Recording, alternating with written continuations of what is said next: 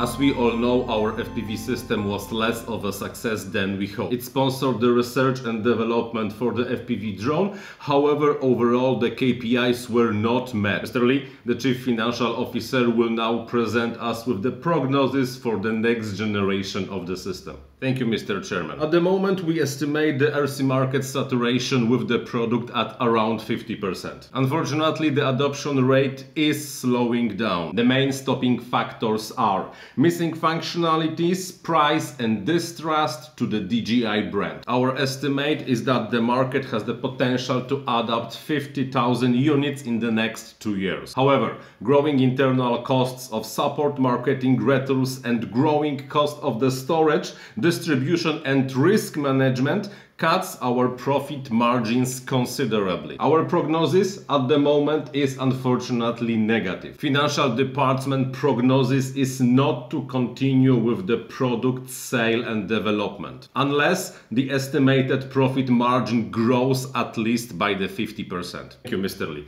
As you can see, the numbers does not look good. We have right now two options. Either we will find a better model to sell this product, or unfortunately the project will be marked as non-profitable and cancelled. Any ideas?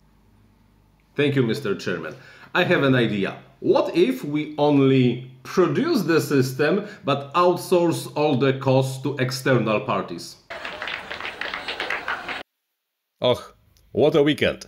On Friday, Fat Shark, together with Rotor Riot and Red Cat, announced that right now we have third fully independent, not DJI, which was really said so many times that it has to be true, digital FPV system. It's called Avatar HD. It's distributed by many parties. It's amazing. It has the full HD 1080p and it's not DJI. However, the part that it's not DJI is really the most important aspect of all of that. Because if it's not DJI, it's not HD0, then what the hell it is? Luckily, some things are known for sure. And one of those things is that Caddx is behind all of that. On the part that we don't know, there are a few hypotheses. The hypothesis number one is that Caddx was able to find an independent technology provider that just gave Caddx whatever was required,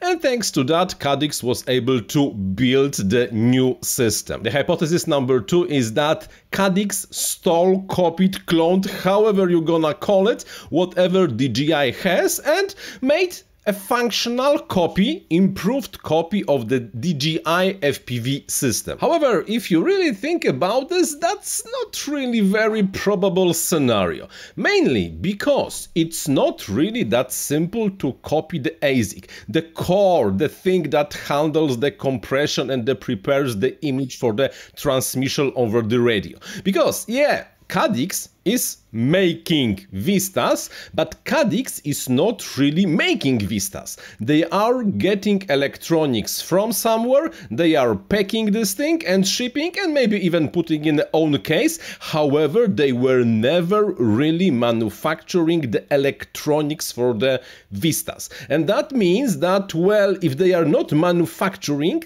it, they do not have the technical specification, they do not have the technical package, they do not have the lithography and knowledge what really this ASIC does. However, to copy an ASIC is not really enough to push the button on the replicator and have the copy of the ASIC. This is a black box. If you do not have the full technical package, you cannot just copy the chip, because without the technical package and the full lithography, you have no idea how this thing is built inside. What can be done is to understand this ASIC as the black box and reverse engineer the functionality. But you do have to build the functionality, only make it compatible with everything outside.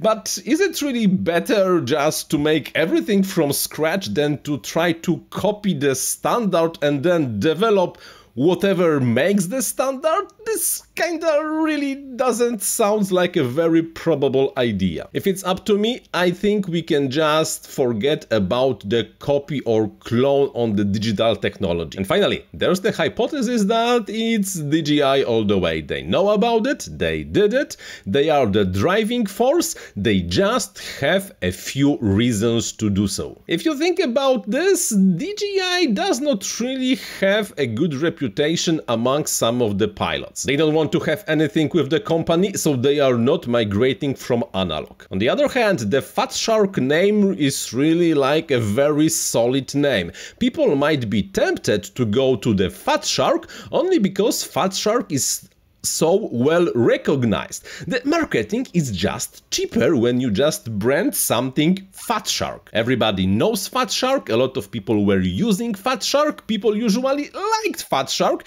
so they just buy new Fat Sharks without really realizing that internally this is a DJI. On the other hand, the Greg French in the interview with Joshua Bardwell multiple times said this is not DJI, this is not DJI. Okay, this is not DJI, nobody said that the Fat Shark has any contract with the DJI. Fat Shark might have a contract with Caddx. And with whom Caddx has the contract, this is not really something what Fat Shark, Rotor Riot, Red Cat or Greg French really can talk about. And to think about this makes sense. You have a nice brand, you do not have the connotation to the not so liked in so many places company like the DJI, yet you are able to sell your products. Because Caddx or the WalkSnail or Fat Shark, whoever, is not banned for the government agencies in the US, you can sell them those. No, not military, because those goggles are not up to the military, but you can just sell a few copies here on there or make a special military edition in the nice camouflage and the rugged case. Who knows, maybe this is also part of the plan. But you might ask what DJI has. And there is a very good chance that this model, when DJI is only building everything, then selling to Caddx, and then Caddx in selling to other, is just cheaper. The model when you are only the manufacturer of the product and you do not handle anything else besides the manufacturing is just more profitable. DJI is a huge company. If you want to have a new product, you have to have the new department. You have to have staff in the department, managers, directors, CPOs, PMs, POs, support, training, warehouses. You have to handle the shipments, retails, trainings. Have I said already trainings? Probably yes. You have to handle the returns, and you take the danger that if you will not be able to sell all those units that you manufacturers, you will have a problem because you will lose money. If you only manufacture something,